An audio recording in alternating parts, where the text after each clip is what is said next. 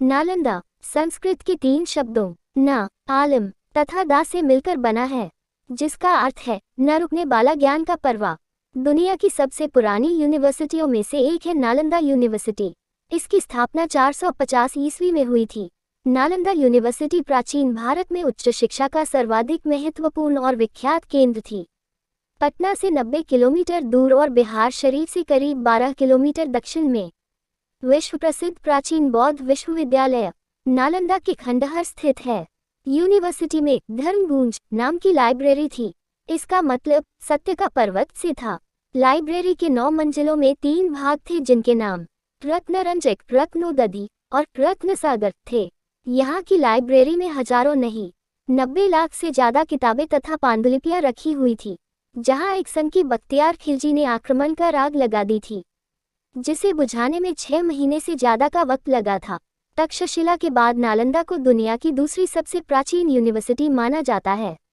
ये 800 साल तक अस्तित्व में रही। यहाँ पर विद्यार्थियों का चयन मेरिट के आधार पर होता था और निःशुल्क शिक्षा दी जाती थी। इसके साथ उनका रहना और खाना भी पूरी तरह निःशुल्क था।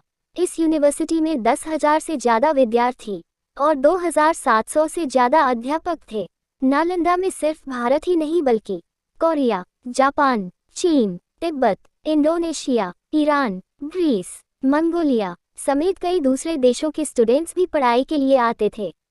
नालंदा यूनिवर्सिटी की स्थापना 5वीं शताब्दी में गुप्त वंश के शासक सम्राट कुमारगुप्त ने की थी। ऐसा भी कहा जाता है कि गौतम बुद्ध ने कई बार यहाँ की यात्रा की और रुके भी। उस दौर में यहाँ literature, astrology, psychology, law, astronomy, science, warfare, इतिहास, मैथ्स, आर्किटेक्चर, भाषा विज्ञान, इकोनॉमिक, मेडिसिन समेत कई विषय पढ़ाए जाते थे। नालंदा यूनिवर्सिटी का इतिहास चीन के हेनसांग और इत्सिंग ने खोजा था। ये दोनों 7वीं शताब्दी में भारत आए थे। इन दोनों ने इसे दुनिया की सबसे बड़ी यूनिवर्सिटी भी बताया था। यूनिवर्सिटी में लोकतांत्रिक प्रणाली थी। कोई भी फैसला सभी की सहमति से लिया जाता था, यानी सन्यासियों के साथ टीचर्स और स्टूडेंट्स भी राय देते थे। 1.5 लाख वर्ग फीट में नालंदा यूनिवर्सिटी के अवशेष मिले हैं। ऐसा माना जाता है कि ये सिर्फ यूनिवर्सिटी का 10% हिस्सा ही है।